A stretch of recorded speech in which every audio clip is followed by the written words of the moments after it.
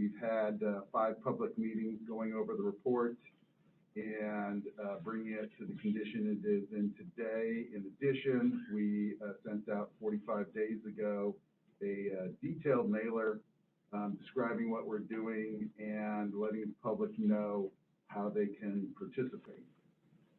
So the staff is proposing these adjustments. I can tell you that they are needed and necessary, especially to maintain the high level of operations that the board has asked us to have for the system, to keep our system in good shape, and to meet the 7 strategic goals from your board's strategic plan. You know, so our rates, our budget, our expenditures, I think there needs to be a little context in that, and our CFO has a slide that shows, compares us to the other water districts in Orange County, and comparing to the other water districts, Mesa Water expends less per capita to run our system than any other water district in Orange County. So that just gives you a sense that, you know, not only are we keeping the system in good shape, we're also doing it at a comparatively moderate cost. But with that, I would like to introduce our Chief Financial Officer, Marwan Khalifa, who will take the next segment of the presentation. Marwan? Thank you, Mr. General Manager, Madam President, members of the board. As Paul mentioned, we are here to talk about the rate study and the proposed water rates.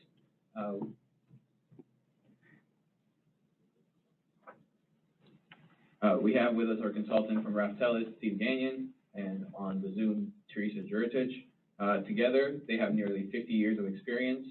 Steve has 13 years working as a rate consultant, mainly in Southern California. He has an MBA from USC. He's a graduate with a bachelor's degree in civil and environmental engineering.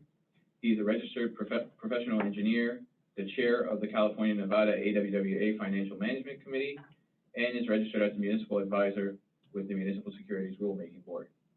Once I'm finished with my introduction slides, he will take over and discuss the rate study. We're going to do an overview of Mesa Water tonight and our incredible board strategic plan that has us where we are financially. We will review the rate study and the financial plan, the proposed rates, and the typical impact on single-family bills. As we know, Mesa Water is financially strong with the board's direction and strong financial goals. Mesa Water is a AAA rated agency with Standard & Poor's and Fitch. We were reaffirmed last year in 2021 as AAA rated, and this presentation and the goals that the board sets out, the rates help us continue to achieve this AAA rating. As Paul mentioned, we are the most efficient water district in Orange County. As long as I've been here, and for many years prior to that, we have been the most efficient water district in Orange County. This past year, it's at approximately $320 per capita. That's the expenditures. And there's many expenditures that impact our water costs and costs in general, but one of the biggest is the difference between local groundwater and import water. And as you'll see in this next slide, we are 100% locally sourced, and that is much cheaper than import water. This slide also has, as I was reviewing it yesterday, it has a great story to tell because we've gone, in 1970, we were 100% import, and in 2012, we were 100% local, no import water, and we're going on nearly 10 years of 100% locally sourced. Where do we get that water? We have an abundant water supply here in Orange County. We get the majority of that from the groundwater basin. As you will see later in the presentation, that's our biggest cost. Our biggest cost is the replenishment assessment that we pay to Orange County Water District. And you will see that this increases year over year for the last 10 years at an average of approximately 5 to 6%. And we have a drought-resilient local supply with a low carbon footprint as well. We have clean and safe water. We have discussed many times the 30,000 water quality tests that we conduct annually. We have no instances of waterborne illnesses, but also most recently, there's been a lot of talk about PFAS and PFOA, and there's no PFAS or PFOA in the Costa Mesa Water service area for water. Although it does exist in Orange County, there is none in Costa Mesa. The district and the board is committed to transparency, and as a result, we have a transparency certificate from the Government Financial Officers Association, but we are also have the District of Distinction. We've had these for a number of years, for as long as we can go back in the history, the annals of Mesa Water, we have been transparent and a District of Distinction.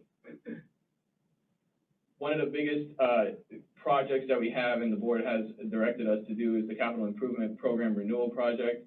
It's about $70 million of projects from 2020 to 2023. There's 5 main sections: distribution, reservoirs, wells, routine capital, and general district facilities. And we'll take a look at some of these projects and their impact. We're working on building 2 new wells and pipelines, which will increase the groundwater production capacity by 11 million gallons of water daily. We also have a reservoir upgrade project. I just spoke to our district engineer today about this project and the goal of completing it in the next year. And that project will add 15 million gallons of capacity in our water system. There will also be upgrades to the pump stations and the chemical addition systems. If you've driven on Wilson in the last 4 to 6 weeks, you may have caught us out there replacing the 70-year-old pipeline on Wilson Street from Newport to Harbor. And I've seen those impacts, and I'm sure you have as well.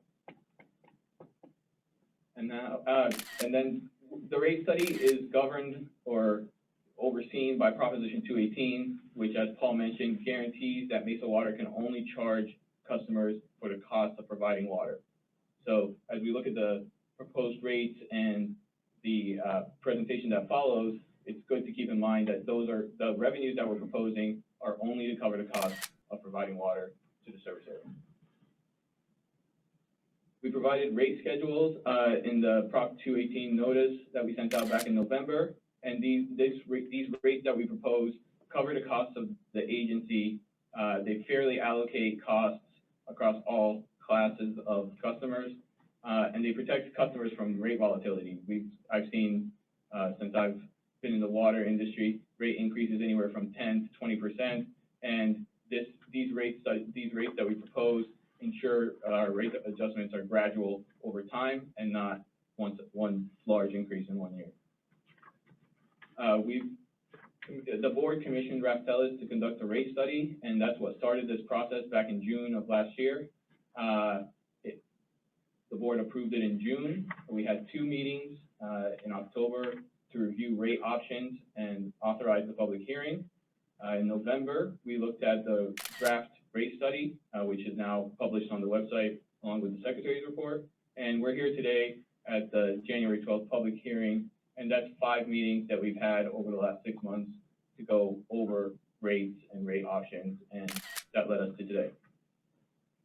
We also mailed the Prop 218 notice to 29,500 customers and property owners back on November 22nd, and we advertised this meeting in the Daily Pilot on December 29th and January 5th of this year. Now I'm going to turn it over to Steve to discuss the rest of the rate study. Good evening, Board of Directors. I'd like to, because this is a public hearing, I'd like to start off and define just 3 top terms here for the public. When I talk about financial plan. Can I jump in? Sorry, I'm so sorry. Real quick, we have a couple people on Zoom that are raising their hand, and I just want to let everyone know, for those folks who aren't present, we're going to go through the entire staff presentation, and then we will open the public hearing, and that's when we will receive comments, and members of the public will be able to ask questions and make comments on the presentation. I don't want anyone to think we didn't see you. Thank you, and sorry for interrupting. So I just want to define 3 top terms here because I'll use them during the presentation. The first one is financial plan. When I talk about a financial plan, I'm simply talking about the process of projecting your revenues, projecting your expenses, and seeing if revenue is enough to cover expenses. You'll see the term CCF, that stands for 100 cubic feet. 100 cubic feet is 748 gallons, the unit by which you bill water. Lastly, the term capital, we're using the term capital like economists do. It refers to large infrastructure projects, the projects that Marwan just talked about, the wells number 12 and 14, reservoirs 1 and 2, and so on. That's what we mean when we use the term capital. So what do your water rates fund? The point of this slide is simply to remind people that the money that the district receives through rates and charges that customers pay is used to pay for all your expenses. It pays for your operating costs, your capital costs, your debt service. And that means that Mesa Water District is an enterprise fund. The definition of an enterprise fund is that it's simply a self-supporting government fund. I just want to point out that this is different from other services like police, fire, libraries, and parks, which are supported by tax dollars. This district is supported by customer revenue. So why are we here today talking about rate adjustments? Well, in one word, I'd say it's inflation. I don't know if you saw, but today the BLS released the CPI index, and it was 7%. So inflation is at the highest it's been since 1982. So this affects all your costs. You buy water from Orange County Water District, known as your replenishment assessment. You need to cover that through your rates. It affects your operation and maintenance costs, and of course your capital costs. And this slide only furthers that point. It's not only you, it's going on across the country. So this slide shows a top line, a dark blue top line, and then a gray line in the bottom there. That gray line is the CPI, which is a basket of normal goods that people pay for, milk, bread, computers, things like that. The top line is actually an index put out by the St. Louis Federal Reserve. It's an index that tracks water and wastewater and water, wastewater, and trash rates. And you can see it's going up a lot faster. This is nationwide. It's going up a lot faster than just your normal goods. And thinking on the street is the reason for that is due to capital costs. The country has to reinvest. Our utilities are old, and we have to reinvest in our water and wastewater systems. So it's not just you. If I were to summarize the rest of this presentation in one slide, it would be this, is that we're here today to propose to set rates so that the district recovers 8% more revenue in 2023, 8% more in 2024, and then 5% more every year in the following 3 years. And a typical single-family bill, this is before the capital charge, which will go on the tax rolls. We'll talk more about that in a second, but bills alone would go up just shy of 2% before the capital charge. And let's talk a little bit about the financial plan I defined, and this is a bit of a repeat, but your expenses include capital. You are also self-insuring for earthquake. It covers replenishment from Orange County Water District, and it covers your operating expenses. So the way that we project your expenses is that we take your budget and we inflate them in the out years. And this table simply shows the inflation factors that we use to project your expenses. So general costs went up 2.5%. See that that's a little bit lower than the 7% that came out this morning. Payroll goes up 3.5%. Utilities go up 3.5%. Groundwater basin replenishment assessment we got straight from the Orange County Water District. So those percentages you see there come directly from them. And then, of course, you have the option to buy imported water, and you have to pay fixed charges for imported water, and we're assuming that they go up 3.5% a year. This is a graph that simply shows the increase in the replenishment assessment that you pay for your groundwater from the Orange County Water District over time. See, it's been going up.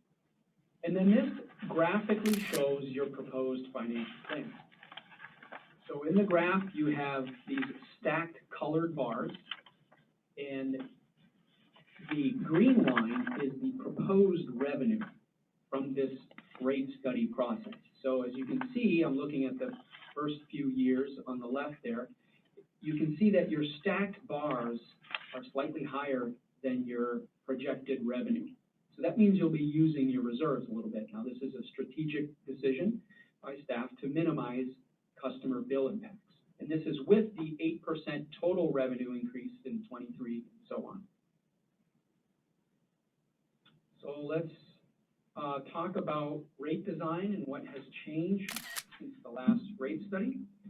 So the biggest thing is that you're endeavoring to recover a portion of revenue requirements via a capital charge, which will be collected via the Orange County Treasurer Tax Collector.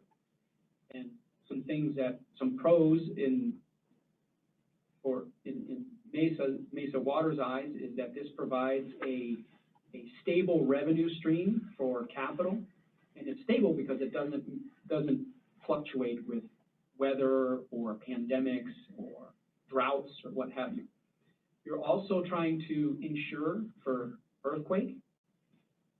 We're also making a small change to private fire charges. We're starting to change at the 1-inch meter size instead of the 2-inch meter size.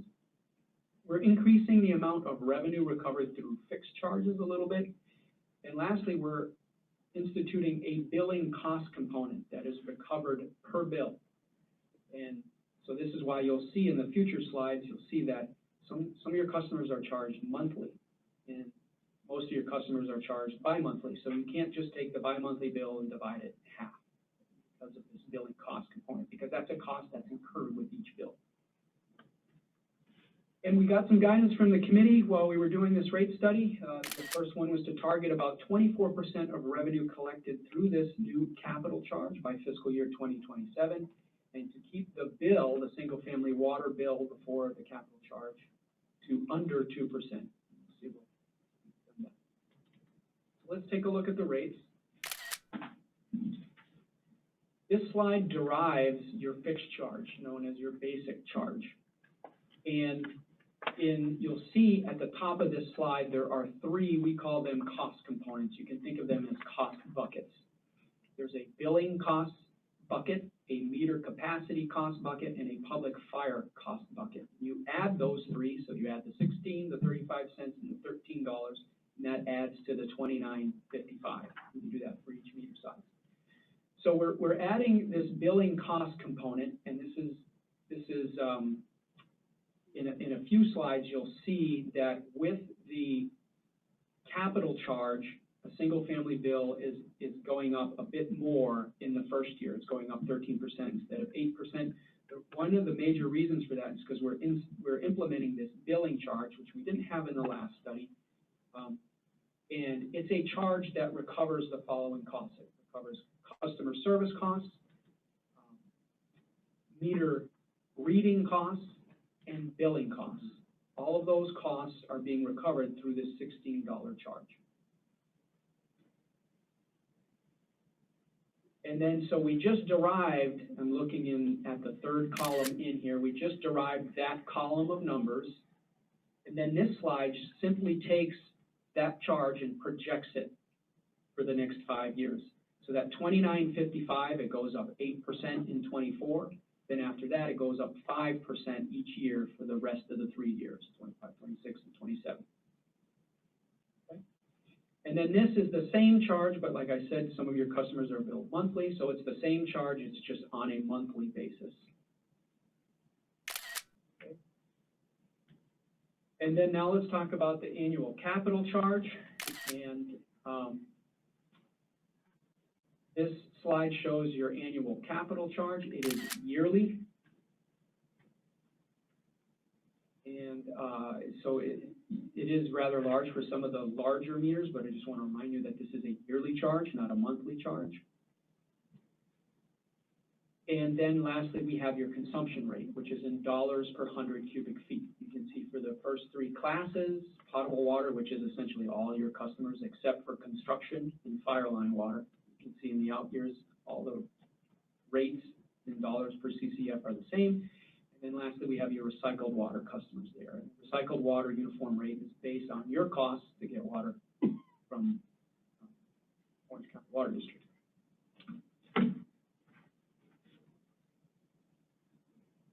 this slide shows your private fire line service, and you can see in the very first column under 2022, you see how essentially it starts to grow at the 2-inch.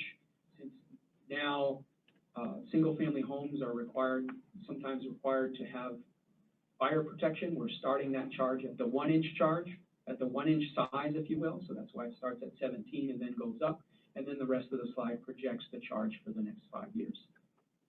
And by the way, this, for the most part, only affects your commercial class. I believe, as far as the data that we received, you have about 12 or 13 homes that have private fire protection. So by far and large, this really affects your commercial customers. And then this is simply the same charge, but on a monthly basis instead of a bi-monthly basis. So probably the most important slide is how does this affect your typical single-family customers? And that's shown in this slide. So I'm looking at the column that says January 1st, 2023. So we've got the bi-monthly basic charge that we derived in a prior slide at $29.55. We have that the newly implemented capital charge, and then we have the usage charge, assuming 24 CCF, which is your average use bi-monthly use. And this also assumes a 5/8-inch meter. So your typical bill would go, including the capital charge, would go from $143 to $162. That's the 13% you see at the bottom of this table here. And then, of course, without the capital charge, it would be 2%. And you can see it's fairly constant in the out years. I have on that slide, and then this is simply the same information except that it shows it graphically. So the bars on the left include the capital charge, and the bars on the right do not include the capital charge. And then I will turn it over to Marwan. And the staff's recommendations are to receive the presentation, which we just went through, open the public hearing, receive oral and written comments from the public, close the public hearing, board discussion, and then staff recommends the adoption of Resolution 1559 to approve the proposed rates for 2023 through 2027. Thank you. Thank you very much for the presentation. This is the time and place for the public hearing for the purpose of receiving comments on proposed changes to water rates and charges. There will be 2 opportunities tonight for the board's discussion, both before and after public comments. Ms. Garcia, can you please confirm that the notice of public hearing has been provided? Yes, Madam President, the notice of public hearing was provided and mailed more than 45 days prior to today's date in compliance with state law. It was also posted on the Mesa Water website in front of the building or district office at City Hall, and it was published in the Daily Pilot on December 29th and January 5th. Additionally, Mesa Water responded to 5 customers' phone calls and 2 social media comments and addressed customer questions. A dedicated rate study website or page was also added to our website to allow for additional information. And Mesa Water also provided an interview to the Daily Pilot that was ran on January 8th. Thank you very much. I would now like to open the floor to the board for discussion. Is there anyone who would like to make any comments at this point?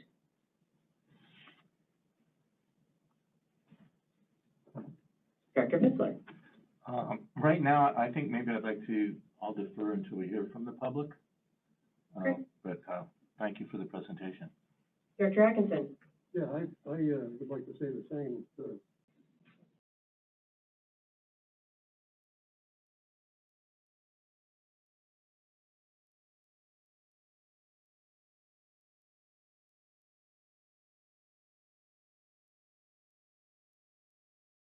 other comment I'd like to make is thank you for all the rest of you that have come to share your input with us this evening. I really appreciate you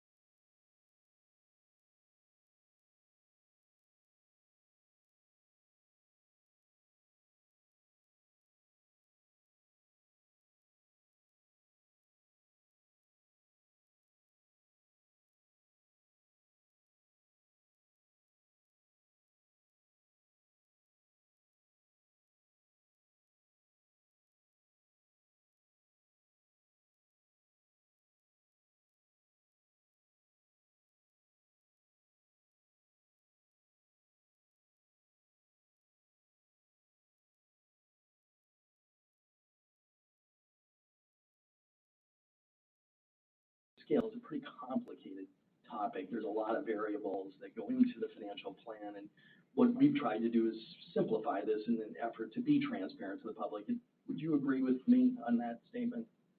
Yes. Yeah.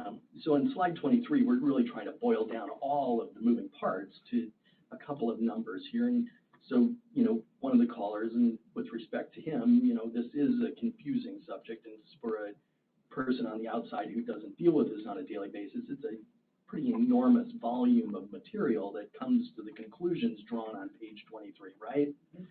We as the board have spent, as Mr. Atkinson rightly said, spent a lot of time. The staff has spent an enormous amount of time deliberating this before they presented it to the board. And we as the board have to have confidence, and so does the public, that the information presented is correct. And so my question to you is, are you confident the information presented on slide number 23 is correct? Yes, absolutely. Yes, I have full faith and confidence in you, your firm, and the information presented on the slide.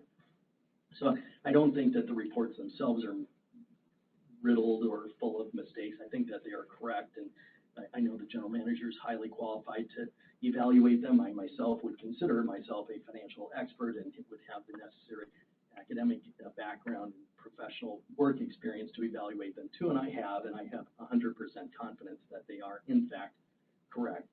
On the next slide, on page 25, I think you did a great job pointing out that the cost of inflation is eroding the purchasing power of all Americans, and that's correct not only across the water utility industry, but across every sector of the economy. The Wall Street Journal today was reporting shocking numbers that inflation was hitting its highest rate in 40 years, and for all of the activities of daily living that we as citizens rely on, plus those that the water district uses, human resources, physical resources, all of the costs are going up. And here we see reflected, in fact, at the bottom of this slide, it says imported water volumetric costs are rising by 5%, and the imported water fixed supply costs are rising by 3.5%. I think those would be additive to 8.5% if we were a customer of that agency. Does that sound about right?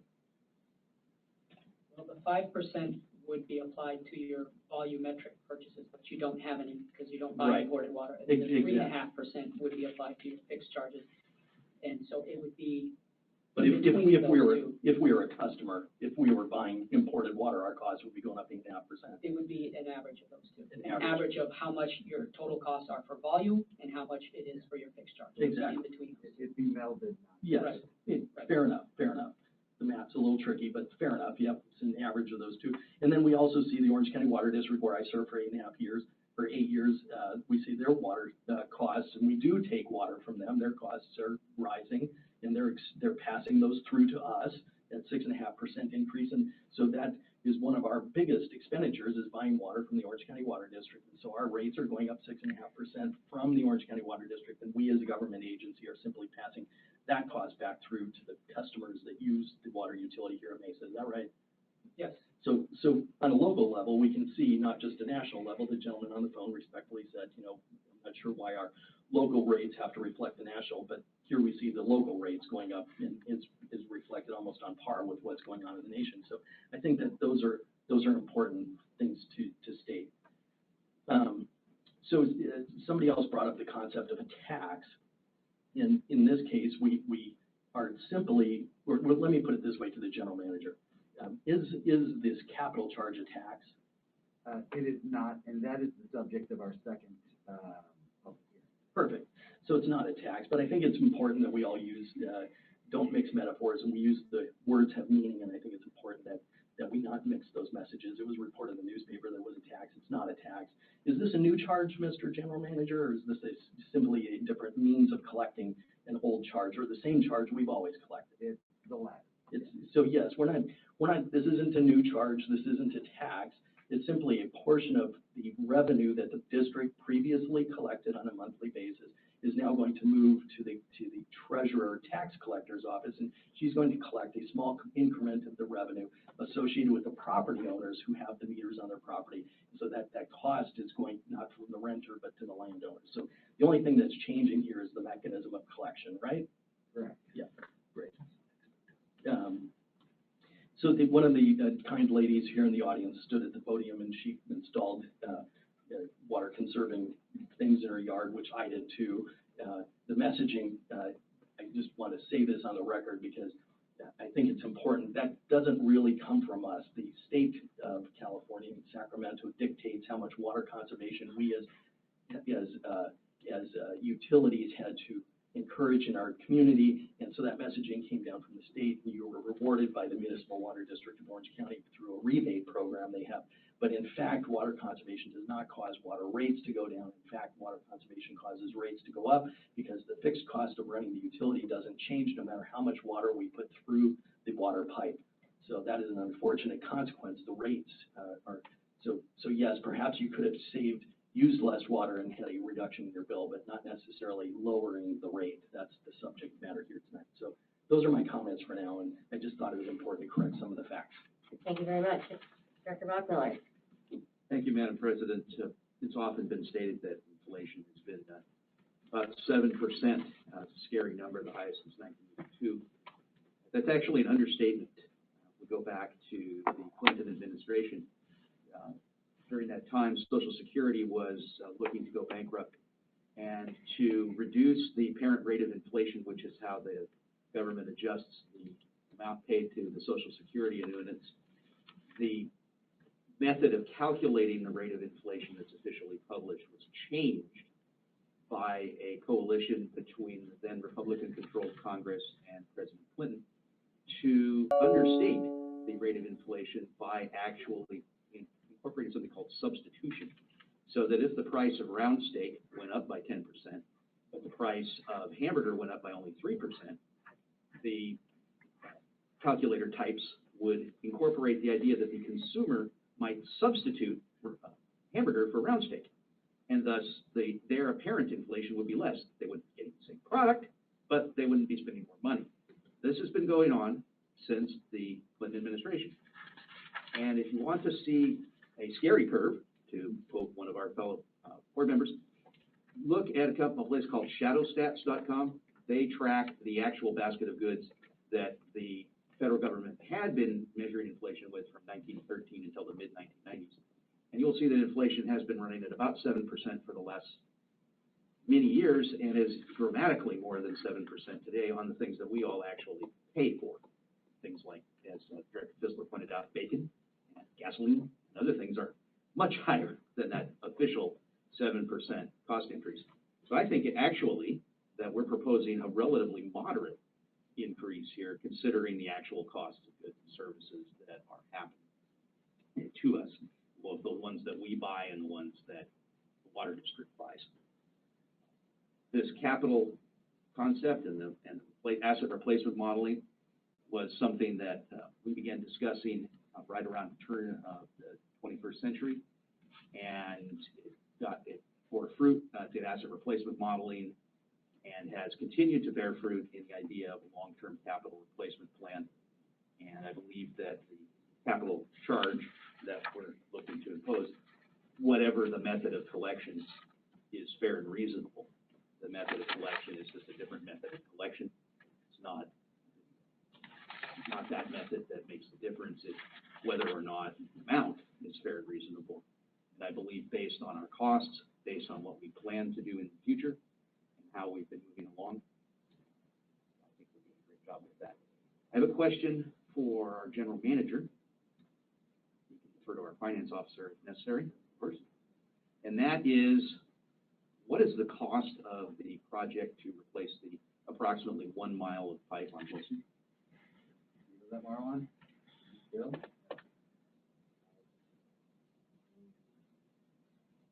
A little bit more than $1 million. A little bit more than $1 million. All right. And how many miles of pipeline of that type do we have on the in our district? We have 350 miles of main line and probably another 150 miles of smaller service laterals. Thank you. So if you looked at just on simple math, 350 miles at $1 million plus a mile on average. So you're looking at $350 million of replacement cost. So that's just today's dollars. Future dollars are going to be more, of course. So a long-term plan ought to look at overall this district with our perpetual agency philosophy, the idea that we will always need water. We have to presume that we're always going to live here, that people are going to be here, that there's always going to be somebody who needs water, and that the water method of delivery is through pipes. And people 50 years from now, 20 years from now, 10 years from now will still be needing water, will still be needing pipes, and they will be replaced over a period of time. So that's what the capital charge is all about, long-term capital replacement. And I believe one of the callers, either the caller or one of the letters, said they admired our pay-go, and I believe that's in fact, though I'm not a fan of that term per se, it is what we're doing. We're paying, I like to say it's pay forward. So we're planning for the future because we lived on investments made in the past. For many decades, we've lived on the people who put the pipes in the first place. Now it's time to pay forward for the people who are going to need those pipes in the future. But think it's very fair because pipes last far, far longer than one human lifetime. I believe we have pipes that are asset testing, destructive and non-destructive testing, showing that we've got some pipes with a remaining useful life of 150 years. Am I correct? On the high end, yes. On the high end, and on the low end, somewhere where we have some that have a remaining useful life of -1 or something. So that are in need of immediate replacement, which is one of the Wilson Street pipe was one of that. Go away. Oh, I'm sorry, it's $2 million. So that's a 300 miles times $2 million, $600 million. And if you figure an average life of 100 years, $6 million a year, absolute bare minimum of pipeline replacement. Just sort of like a simple math, it kind of brings it down to a very straightforward thing. The capital charge will build a fund that will throw off $6 million a year so that in the future, the district will have that funding for the asset replacement in perpetuity from the earnings on the money in the bank. That's the purpose. Thank you. Director Fitzler. Yes, thank you. Director Dwayne made some good points about costs and the slides and boiling it all down because, I mean, we've literally spent dozens of hours and it would take 3 days to explain everything we've done in our meeting. So the slide 23 or whatever it was nailed it. But just I'll expand a little on inflation, how Director Bachmiller said it's higher than what you see. Imagine that we at Mesa Water pay our expenses, we pay for the water we pump, and you just saw it's going up 6.5%. That's a third of our budget. We also use a lot of energy to deliver that water.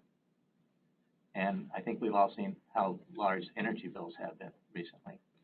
And we also use a lot of chemicals. And those are all outpacing the inflation that you hear at 7%, yet our rate increase is 7% when you compound it and divide by 5. My experience in government goes back to 1998. I've walked my whole district 4 times, knocked on every door. I haven't always got to people, but they like what Mesa Water does. They want to turn on their faucet and have water come out. And we are at the end of this rate adjustment, 5 years out, which doesn't start for another year, by the way. We're still going to deliver water to you for 2 gallons of water that we pump, use energy to pump, chemicals to clean, test 30,000 times a year because you're going to put it in your body, and we have to make sure you don't get sick. And we're going to deliver it right to your house under pressurized pipes. And we're going to charge you 1.5 cents for 2 gallons of water. I would like people to look at it like that because that is a bargain.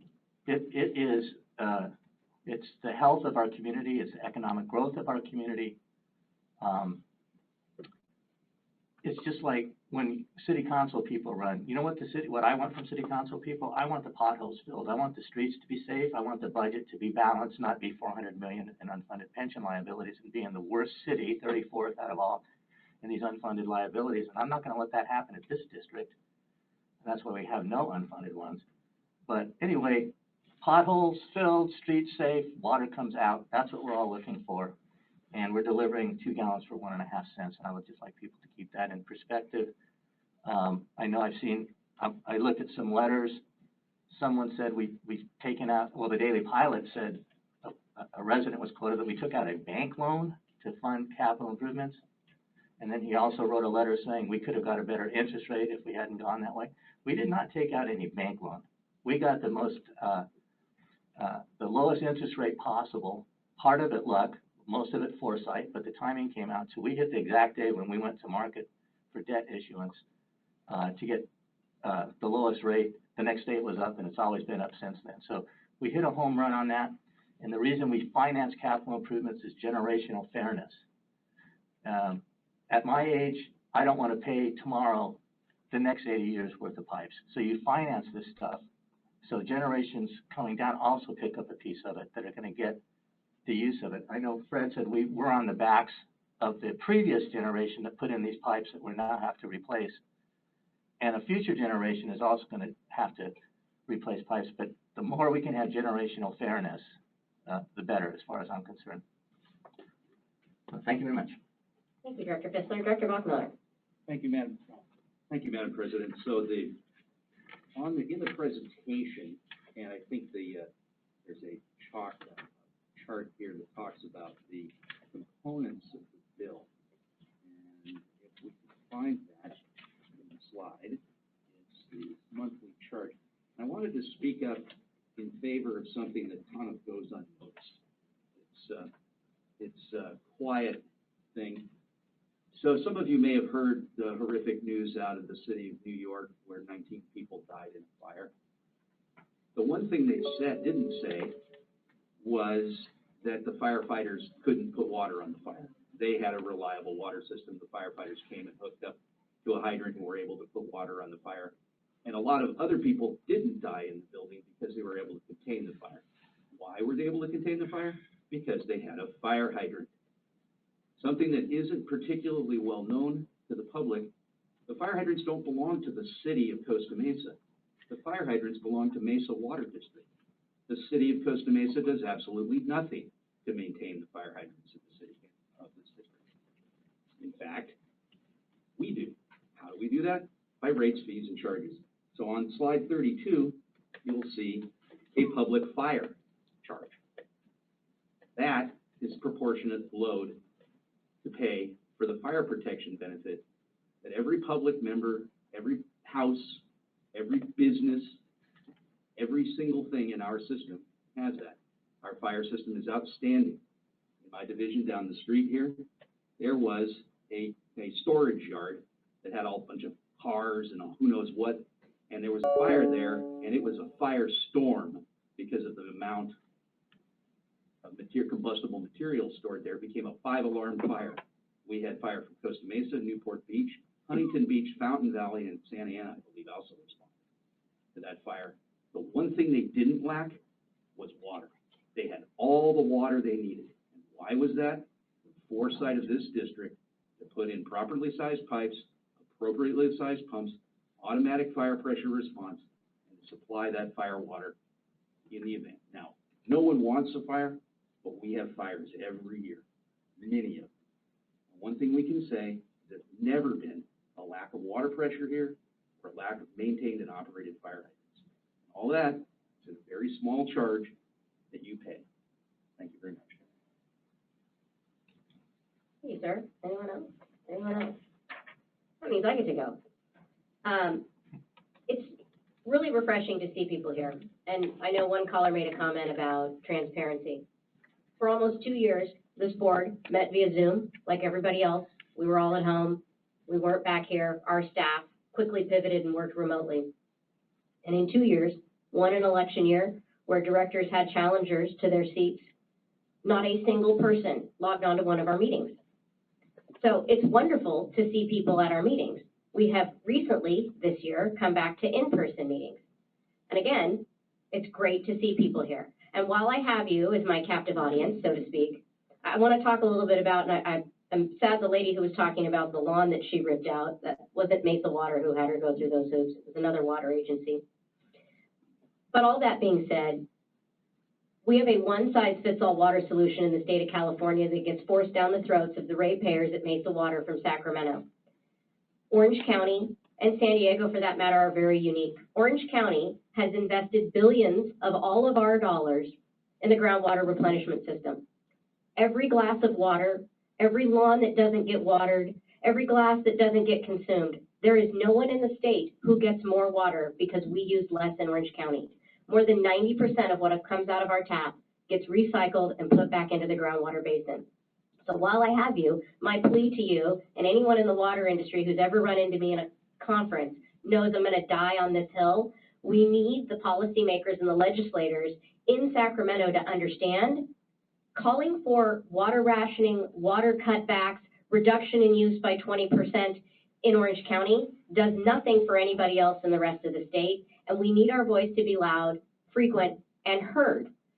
All that being said, water is a precious resource. We shouldn't use it in a wasteful manner, but we should use it in an efficient manner.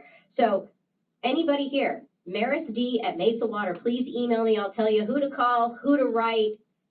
This is probably the best thing we can do to ensure that Orange County Water District doesn't keep ratcheting up what we call, the RA, the replenishment assessment, that we have to pay even though we have our own wells and have invested in our future.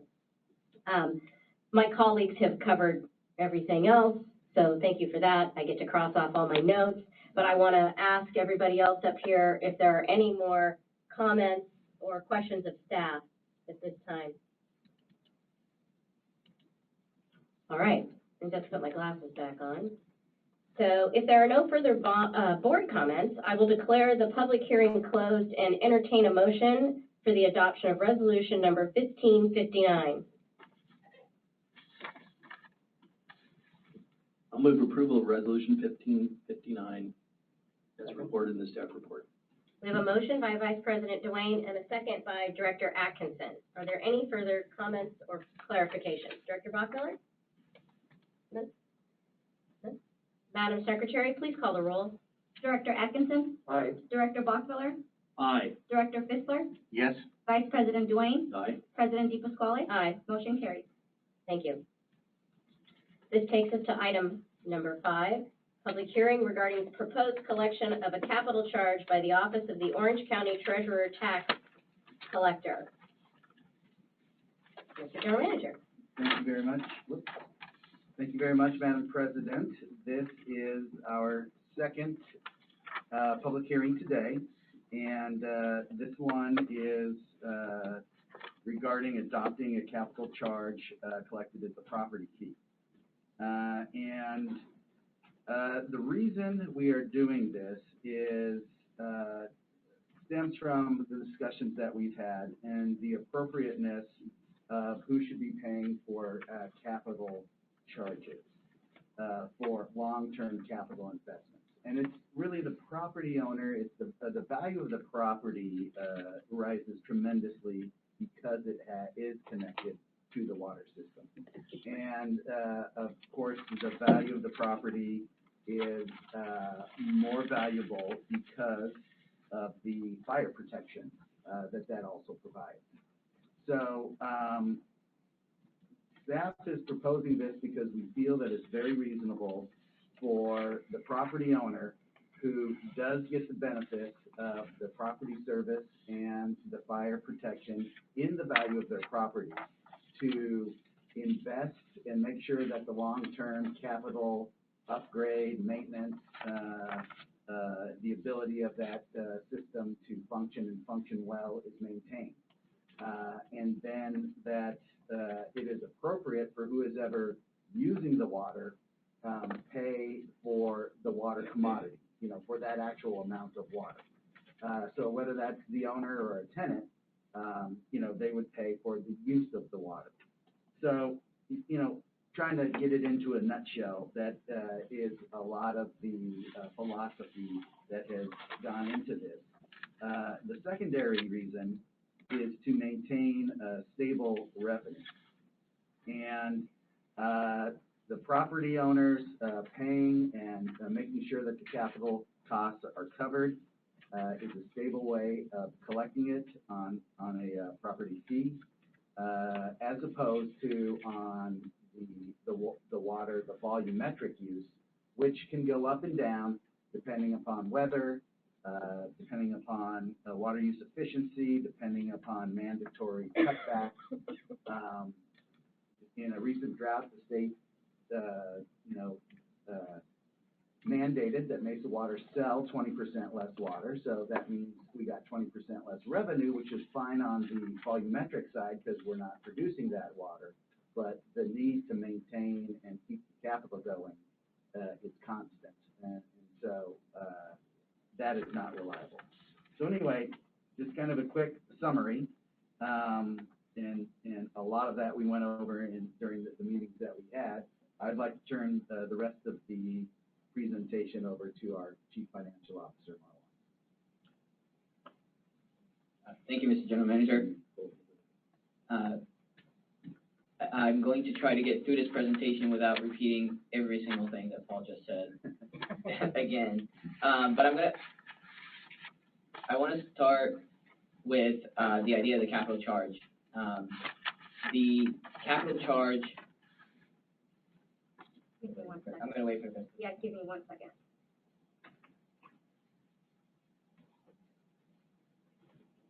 Thank you. We've heard a lot about the capital charge. We heard a lot about, the capital charge being a tax. I want to say again, because it's been reiterated a couple times, the capital charge is not a tax, it's a fee. I'm sorry. I'm trying to. And the capital charge is not just a fee, but it's not a new fee. We have required in our fees, it's built in to pay for our infrastructure. As Paul mentioned, we talked Director Bachmiller just mentioned 350 miles of pipe. We have 7 wells, and we're building 2 more. We're going to have 9 wells. We're going to have we currently have 2 reservoirs, and we're building the capacity, and we have to maintain this. And the maintenance, repair, and rehabilitation of that has always been built into the rates that we have, and that's what the capital charge is. So it's not new. It's just a different way, as we've mentioned, of collecting the same thing. As Paul mentioned, the rationale behind this is we feel it's appropriate for the homeowners, because of the property value, to pay for the long-term maintenance of the capital investments of the district, while the consumer of the water, the people who actually turn on the faucet and get the water, pay for the consumption. The White House says Biden raised concerns about civilian casualties in Ethiopia's 14-month conflict in Tigray that's left thousands of people dead and millions displaced. The U.S. Coast Guard said it rescued 176 Haitian nationals from a precarious boat headed towards the Florida coastline Monday. This comes as the United States continues its mass deportations of Haitians amidst a mounting security and political crisis there. 7 deportation flights were reported yesterday alone. Today marks 12 years since the devastating 2010 earthquake in Haiti, which killed an estimated 300,000 people. The Justice Department announced it's forming a new unit to combat the growing threat of domestic terrorism. Assistant Attorney General Matthew Olson told the Senate committee Tuesday the number of FBI domestic terror investigations has more than doubled since March 2020. We've seen a growing threat from those who are motivated by racial animus, as well as those who ascribe to extremist, anti-government, and anti-authority ideologies. While Democrats opened the hearing with a video about the January 6th insurrection, Republicans worked to center questioning around leftist... Mesa Water is not alone in considering this. Of all the water agencies in Orange County, only Mesa Water and Serrano Water District today do not collect any kind of fee through the property tax roll. So all other water agencies do. And as we know, all cities have some sort of fee or tax that they collect through the property tax roll as well. Now I'm going to take a look at the example. As we looked at the rates earlier as they were proposed and now approved, the average customer's bill is $162.60 on a 5/8 meter. If we don't pass the capital charge, that $162.60 will be exactly the same. The difference will be that the consumption rate will be $116.40, and the basic charge or the fixed fee will not be $29.55, but it'll be $46.20. So with the capital charge, we will be collecting $29.55 through the basic charge, which included the public fire, and the customer service cost, the customer cost of reading the bill and delivering the bill to the customer, while the capital charge for the capital infrastructure will be on the property tax roll and collected through the Orange County Tax Collector. That will be $16.65 on a bi-monthly basis, but on an annual basis, it's $99.90. Just under. Staff's recommendations: to receive the presentation that we just went through, open a public hearing, receive comments, close the public hearing, and adopt Resolution 1560 to collect the capital charge. The staff also proposes accepting the Mesa Water District Secretary's report. The Secretary's report can be either accepted tonight, or it could be pushed to another meeting in the future to review. There is about 160 to 170 meters that are irrigation meters or master meters that are spread that have 2 ways of collection. One way of collection would be to spread that over all the properties that are serviced by those meters. So if you have 2 meters that service 50 properties, the capital charge for that would be split over the 50 properties and collected fractionally, or it could be billed to the HOA of that community on a semi-annual basis, and then passed through to the property owners through the HOA.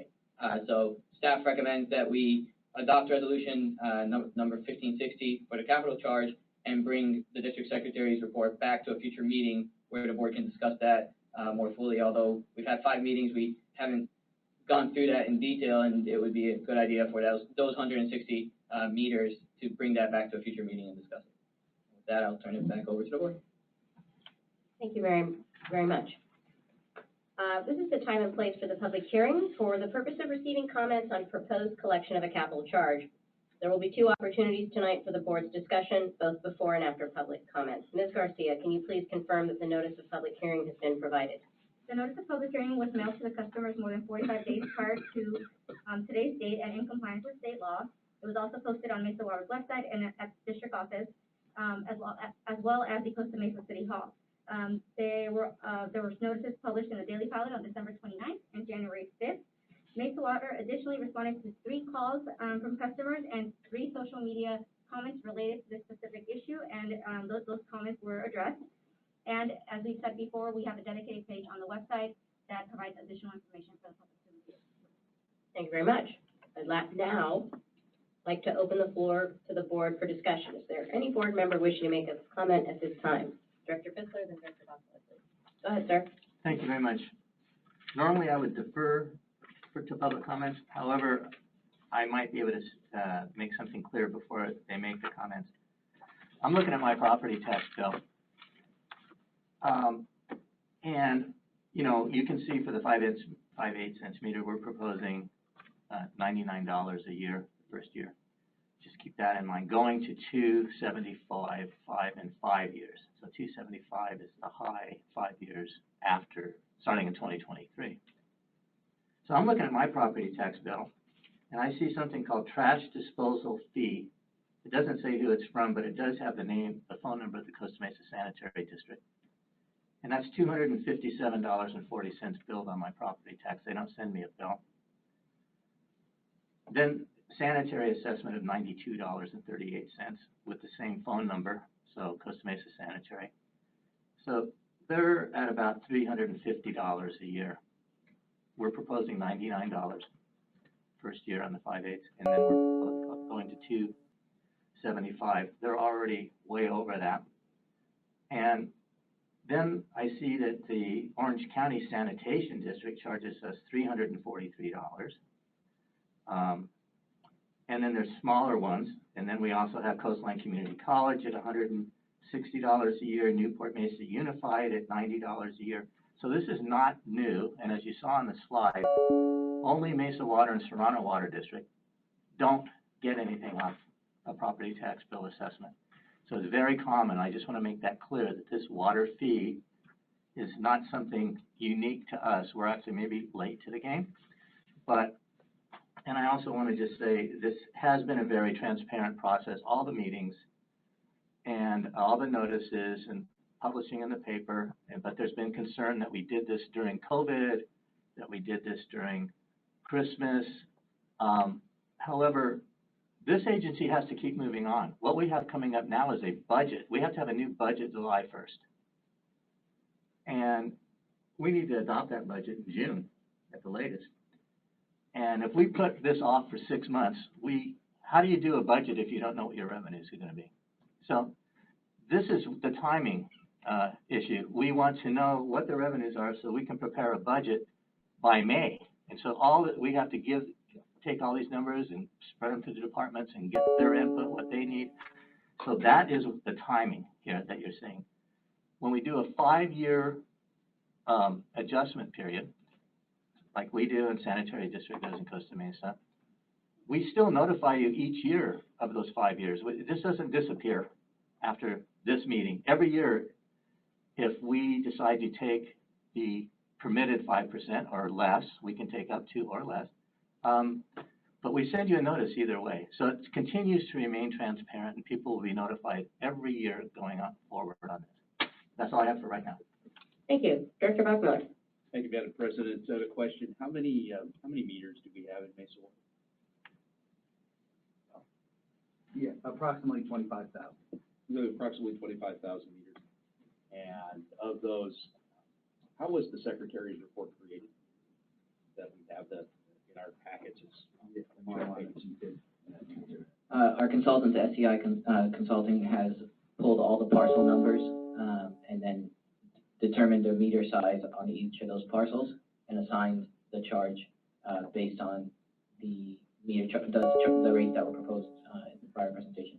The issue with the, irrigation meters, those, in this secretary's report, they were split over the population. So if there were 16 units and there was two 1-inch irrigation meters, they added those together and divided them over the 16 units.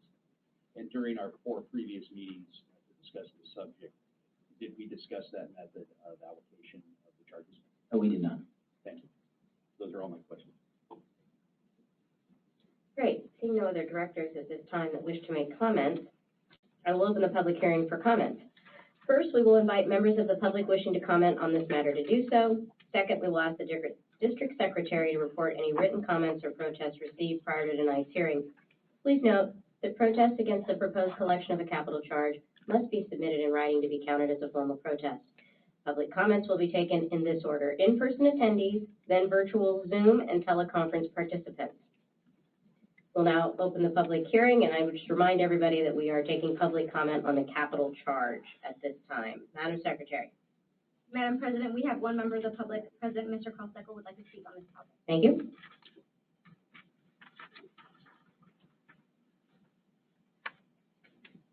Good evening again, and thank you for the discussion tonight. I think there's a lot of learning going on in the room. I would suggest that you, and this is connected to the capital charge in the sense that I would suggest you make a change to your transparency goal in the district. That for any committee meeting you have where there are any reports or presentations made, those all get posted where the packet for that meeting is posted. So if I'm interested in an October 5th meeting, then why would I be interested in an October 5th meeting? Because the Raftellus report told me that's where the self-insurance program, captive insurance program was approved. So I was interested in that. And I go to that packet. There's nothing in that packet relative to the self-insurance program. So that would help people from the public that would like to participate, can't make every meeting, kind of catch up. That's my only comment. Thank you for a lot of good comments and discussions tonight. Once again, my comments were a little oblique, but I stand by them. I still think that the noticing of both of these was a little bit askew, and I would request you improve for the next time. So thank you for your time. Do you have any online hands up? At this time, I would request that all virtual participants wishing to speak on this topic raise their hand by dialing *9 on your phone or the raise hand button on Zoom. I will be calling on the participants by name, and then we'll ask you to unmute yourself. Ms. Wendy Lee? Yes, can you hear me okay? Can you hear me? Okay, thank you.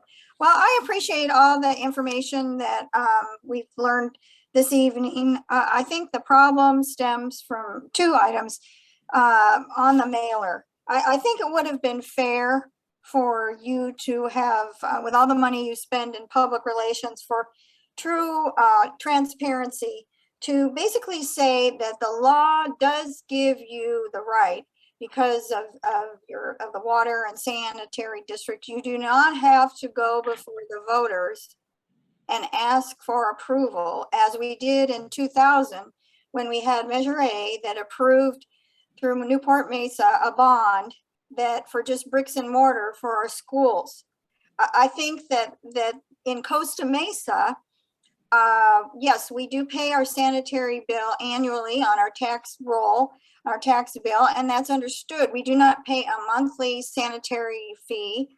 So it's really the nature of Costa Mesa. Do you have the right under the law to do this? Yes, but I do not think you gave full disclosure to the common resident to understand that you are allowed to do this and that it's not a tax. Mr. Fissler wrote or showed, I'm looking at my tax bill too, same figures, and it does say special assessment charges, but we're used to voting. And I think that is really the big issue with me, is that you could have put forth a bond to let us all understand it in COVID at Christmas. The other thing, I think it's a little disingenuous, the sentence that if there's a majority of people who oppose, then you won't pass it. And then when I talked to the general manager, he said, oh yeah, well, that's 12,500 opposition letters. Right, December 21st, Christmas, COVID, there's no way. And I think you should have put that in full disclosure in the mailer. You don't operate in a vacuum. We trust you. You've been elected. However, I think this is just really unfair and poor timing, and you could have done a better job. So next time around, please look at it from the point of view of the ratepayers and not that you've justified, but we need full disclosure. Thank you very much. Thank you. I will now ask Andrew Fornes to unmute yourself. Thank you very much. I'll make this concise. You're splitting my water bill into at least two parts. Makes it very difficult for me to look at my invoice that I received from you and understand the true cost of the water. Just because another district does it doesn't mean you should do it. Yes, you have the right, etc. The sanitation district is a poor example because that's the only place that I will find my entire bill from the sanitation district. So I can easily figure out what I'm paying for that. It seems like the group here that has just been given this presentation is a bit confused. I think what I heard was somebody saying that this capital cost helps ensure financial stability in times of variable rate conditions, and yet slide 2 showed that clearly it was only for maintenance, repairs, and rehabilitation, not the cost of water, which you clearly parsed out as being the responsibility of a renter or a homeowner who lives in their house. So I'm really getting uncomfortable with the logic that's being applied here. I want you to stop complaining about this being the 5th meeting. It carries the weight as all of the other meetings, otherwise you wouldn't have it. It's disingenuous for you to pretend that we don't, that you don't, our statements don't carry value because we weren't in the early meetings, which were not provided to us in a very mailing, specific mailer that like we got for this rate case. And then your numbers are wrong. I'm going to just say it quite clearly. I was trying to be just diplomatic before, but your numbers in your spreadsheets are wrong. And if you're not interested in seeing these numbers being wrong, I'm sure I can find somebody who is. I'm happy to come down with my detailed spreadsheets, which are annotated with all of the pages and all of the tables from your data to show you what I'm talking about. The condescending attitude of some of the directors is mind-boggling. I have 30 years of experience in this industry, and for you to think that you could just pull wool over all of our eyes is really, really infuriating. Thank you.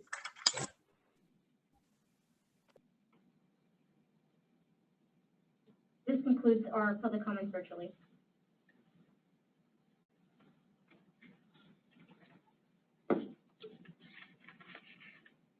Thank you, Madam Secretary. If there are no further comments by the public, I declare the public comment segment closed. Ms. Garcia, would you please report to the board any written protests to the proposed collection of a capital charge? As of 4:30 today, the district received 13 valid written protests prior to the hearing. During the hearing, we received 1 walk-in protest for a total of 14 written protests. The number of written protests or comments received as set out by Mesa Water policy does not equal to the majority of the property owners within our boundaries. Thank you very much. I would now like to open the floor for additional discussion by the board. Director Gottschalk. Thank you, Madam President. So, a couple comments regarding the property collection by way of the office of the tax collector treasurer, the Orange County tax collector treasurer. So, the Newport Mesa Unified School District bond that was referenced by Ms. Lees, member for Measure A, at that time I recall it required 2/3 of the voters, subsequent law has changed and that school bonds now require only, I think, 55% to pass, but at that time, I think it required 2/3 votes to have passed. That's an ad valorem property tax. You take your assessed value and you multiply it times a factor to get the amount that you pay. That is a tax, not a fee. Mesa Water is not imposing a tax. I'll say it enough times. Mesa Water is not imposing a tax. A bond paid for via the property tax rolls rightly because it's an ad valorem, meaning to the value of your property. So if you've been here for a long time, you bought property a long time ago and you're under the Prop 13, you pay a much smaller fee for the schools than a new person who just bought the $850,000 three-story with a rooftop deck unit down by Trader Joe's. They're going to be paying a lot more for the schools than somebody who bought a $124,000 condo in 1992. But that's why, because there's just nothing, there's no representation. Once it's passed, it's done, and it collects, and it's based on the value of your assessed value of your property. It's a tax. That's not what we're doing here. We're not imposing a tax. We're taking how we collect the existing charges and changing them. Somebody else talked about how it's difficult to figure out. I can see that that is a little more difficult to figure out. And somebody also said, well, if we cut that we're not paying for the capital that we're having to raise. Right now, the water rate contains a capital component. So when we have a mandatory 20% cutback, we receive 20% less of that capital component that's in our volumetric water rate right now. Through this method of transference, we will not be receiving that cutback if the state, as has been discussed, imposes, again, one-size-fits-all mandatory water rationing, which has been discussed in Sacramento.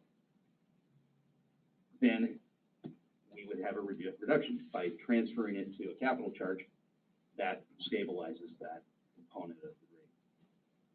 Those are the thoughts I had on that.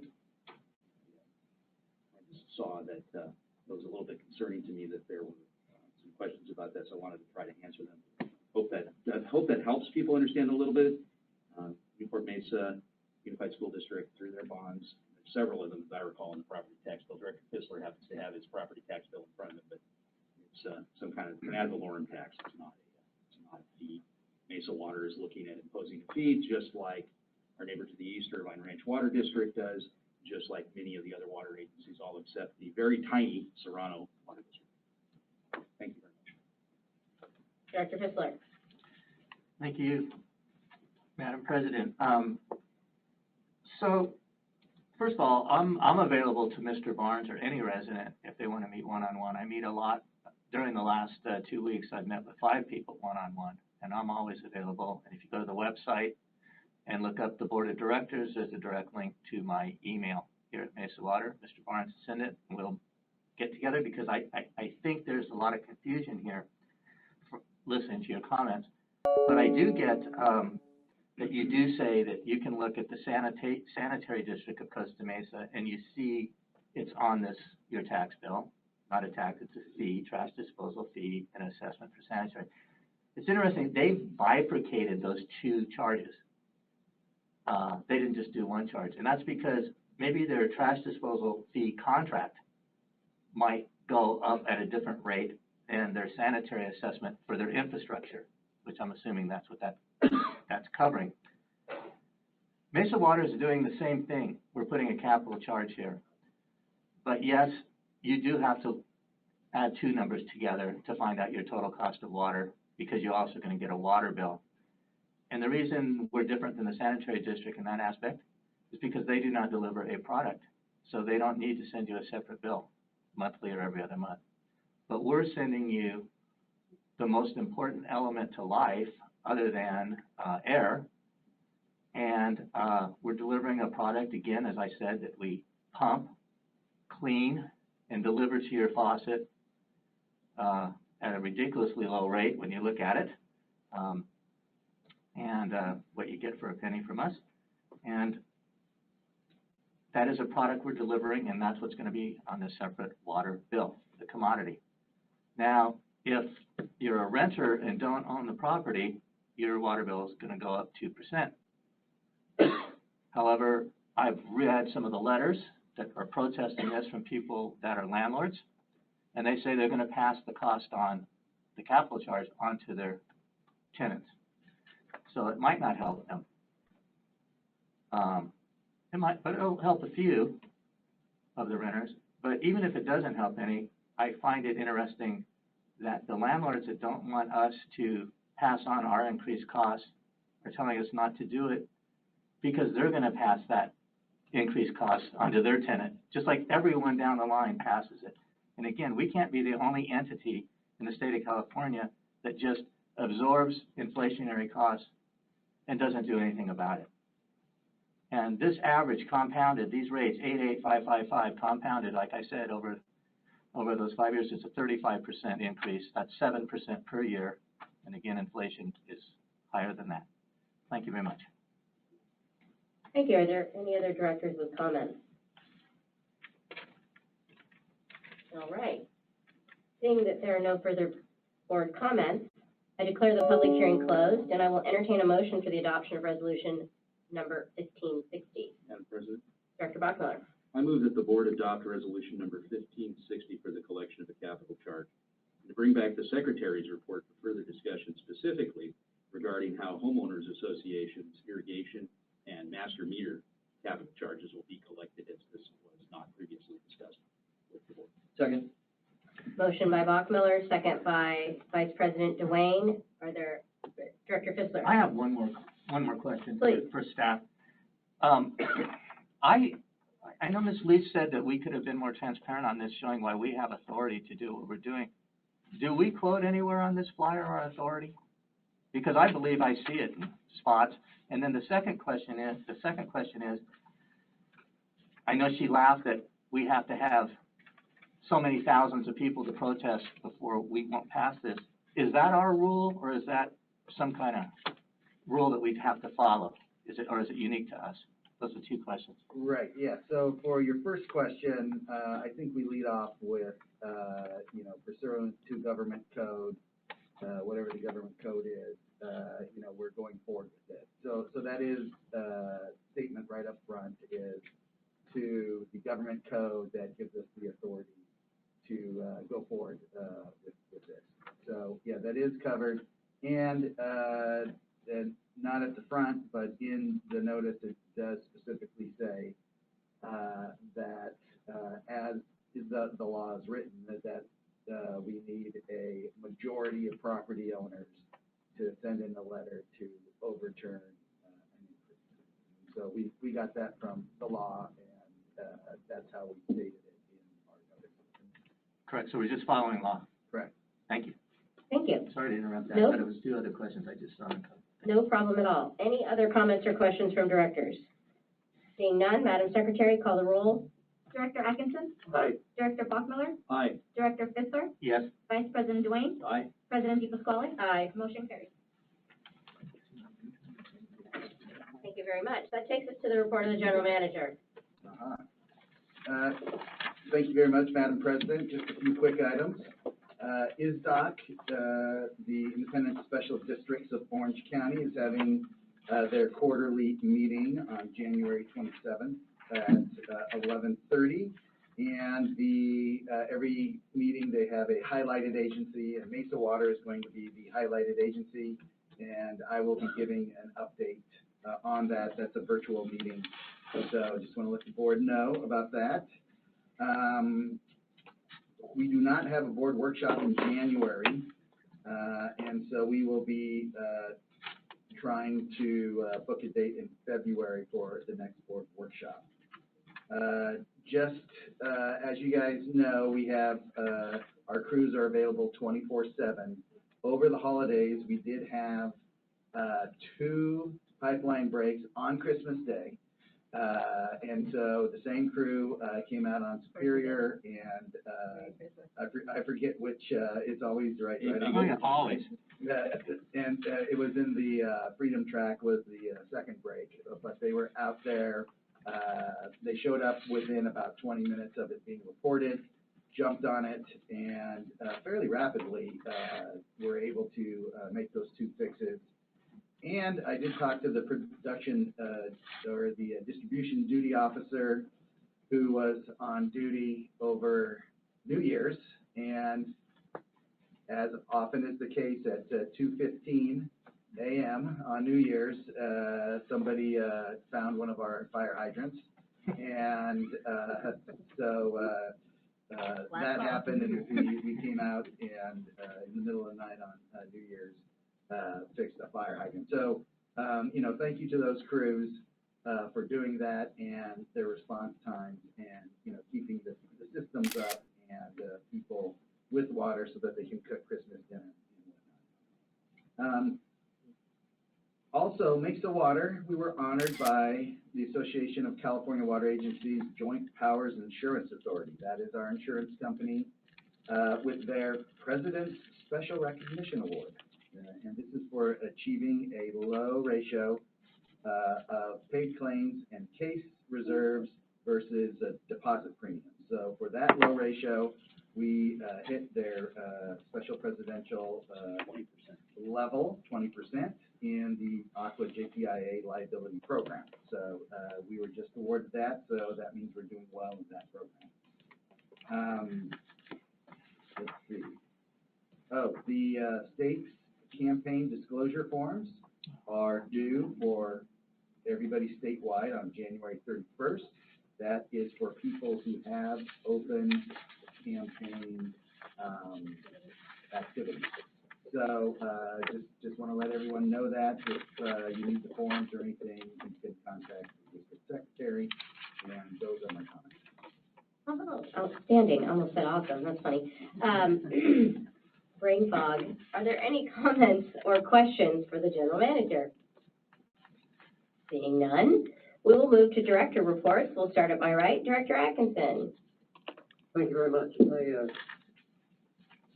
don't have a lot to report. The activities no doubt have been interesting. My great job over there again. They're getting into their budget discussions, and I think the meeting coming up is going to be a little more interesting. And then just as a piece of information, the Urban Water Institute has decided to shift from their spring conference from a live conference to a virtual conference. So we won't be traveling all spring next month. And the program will be significantly shortened. My panel is referred to the fall conference down in San Diego. A few other panels have been that the program should be reduced significantly, basically to a long afternoon and not so long morning. The board will meet, and then the afternoon panels will take place. They're talking about trying to have some sort of a virtual happy hour. And then the next morning, I think the session will be until about 1 o'clock.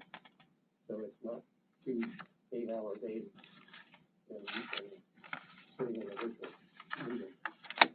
The topics, I think, are going to be terrific. The ones that we had on the live conference were outstanding comments on the best people to schedule the urban water in a long time.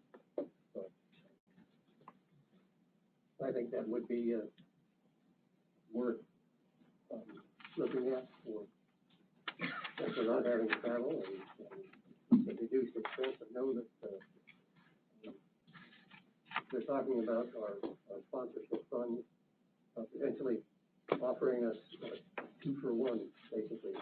They're using our sponsorship money for part of it for the virtual conference and the rest of it for the fall conference in San Diego without the additional expense. So I hope we can afford that. I think it's probably a good deal. And other than that, Happy New Year to everybody. Thank you very much. Thank you, sir. Director Bachmiller. Thank you, Madam President. It's Our general manager mentioned, congratulations to the district for achieving excellent loss ratio, the JPIA. JPIA will be meeting on the 31st. We have 8 candidates to review for the vacant executive committee position. It was vacated by a director who lost their election, one of the directors, and so we had an immediate opening. And we took request application, and so 8 applicants have applied, and the board will decide to fill that position. And then I believe they have to run for election at the next available JPIA Exco election coming up. I really appreciate it. I'd be happy to hear from Mr. Barnes or anyone else regarding how these are calculated. If there are errors, best will in the world, we all can make mistakes. So if there are errors somewhere in the calculations, I'd be happy to see them at any time. And just as a little water trivia fact, so an acre foot is 43,560 cubic feet. That's 43.56 or 435.6 billion units. A billion units, 100 cubic feet. Why might it be 100 cubic feet, not measured in gallons? California and many states in the West have been measuring water for sale to people for far longer than the gallon has been legally defined. The gallon is legally defined right now as 231 cubic inches, which is interesting. That's a box that's 3 inches by 7 inches by 11 inches, exactly 3 prime numbers multiplied together to get 231 cubic inches. But that number, the gallon, there's a British gallon, the different gallons varies. So you can't say 1,000 gallons because what gallon are you talking about? And it's a trade thing, whereas a foot is a foot. You know that it was legally defined long ago as to what that unit of measure was. So if you wanted to buy a cubic foot, then you knew exactly what you were doing. So it's very clear as to why. So it seems odd that, because it's 748.05 gallons, it's more of a ratio of 1728 to 231. So it's kind of a weird thing. Why would we be doing it? But it's because the 100 cubic foot, the cubic foot of water sale, or the acre foot, has been defined long before the legal definition of the gallon was finalized in this country.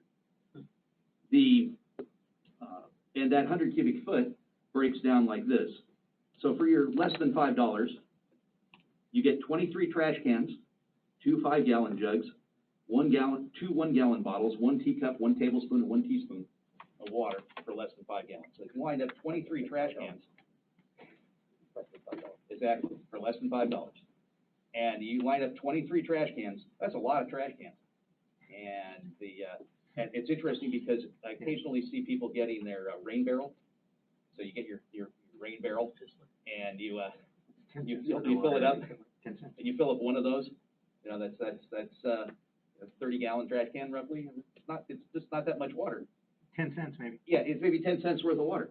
And so it's a real bargain. That's all I can think of it. And it comes to you pressurized, 24/7, absent the occasional break that any water system is going to have. And on New Year's Day, or the drunk knucklehead who runs over a fire hydrant and then after too much celebrating on New Year's, that kind of thing. But absent those, the water is very, very reliable here. And that's due to long planning and foresight on the part of the staff and board members who came before us. But I just thought that little fact was kind of interesting. Why would we measure cubic feet? Because it's just out here in the West where water is scarce. We've been measuring that way before there was a legal definition of gallon. Thank you very much. Thank you, sir. Director Fissler. So Director Bachman, would you rather buy an ounce of gold from me or a troy ounce of gold? Define your first ounce. Yeah. How many grains of 900 fine? Anyway, my only report is a LAFCO report. Today we had our meeting in person. It was great to see people, but there was a motion and a vote taken. February's will be virtual again. And then the most important thing from that meeting was we had the election of the officers for this year, and we kept the same chair and vice chair. So Doug Dabbert remains as chair, and Supervisor Wagner remains as vice chair of LAFCO. And I just want to say that it was nice to see all of them in person again. I mean, we met a couple months, I think we were dark December, but we met in November in person. It was good to see some people here in this meeting tonight. And because I know, like President Dave Pasquale said, you know, we had Zoom meetings for many, many months, and no one showed up here at all, to any of the Zoom meetings. Even candidate running against me didn't show up. I mean, there was just not much interest. So it's good to see people because a two-way dialogue is always best. And thank you to the board and to the staff for tonight's meeting being as efficient as we can and trying to get provide some clarification to the residents who own our water district. Thank you. Thank you, sir. Vice President Dwayne. Thank you very much. I'd just like to say thanks to all the staff who kept the district running through COVID. I think there's an underappreciated artifact of the pandemic that we've all lived through. This thing had to run 24/7, 365. You guys pivoted on the right foot and immediate notice and carried it off without any public awareness, which is obvious to me after these phone calls tonight. Second thing, I think Director Bachmiller's comment regarding the unit of water is an appropriate subject for our newsletter that would provide some interest. I suggest we give attribution to Mr. Bachmiller himself. Third thing is the board of the Orange County Employee Retirement System recently voted and elected me again to serve a 3-year term in the leadership of the entity itself. So I will either be the board president, the executive vice president, or the immediate past president in the upcoming 3-year period. So there you go. Well done. My comments are brief. Unfortunately, Women in Water, Women H2O, has been canceled. They are moving it to the fall, so we will not get to convene as Women in Water next week. So stay tuned for that. For my fellow colleagues on the board, I will be, I've talked to Director Atkinson and seeking to fill the very large shoes he leaves behind at the Aqua Region 10 board. I have thrown my name in the mix for the seat left open by Chuck when he ascended to the chair position when Director Green from Orange County Water District ascended to vice chair of Aqua. And anecdotally, I think there were more than 10,000 people in Orange County that were without power because Southern California Edison does what they do best, which is not provide power on Christmas. So our little water interruption, I have a feeling, was much less disruptive than no power to all those folks. Happy New Year to the staff. Job well done tonight. And as we adjourn this meeting, you know, the loss of any human is a terrible tragedy, and I think it would be appropriate that as our first meeting of the year, we will close this meeting in honor of public servant and former Orange County Deputy District Attorney and Huntington Beach resident Kelly Earnby, who passed away recently, leaving her husband a widower and her parents without a daughter. So with that, I will adjourn the meeting to the regularly scheduled Tuesday, January 25th Board of Directors meeting. Thank you.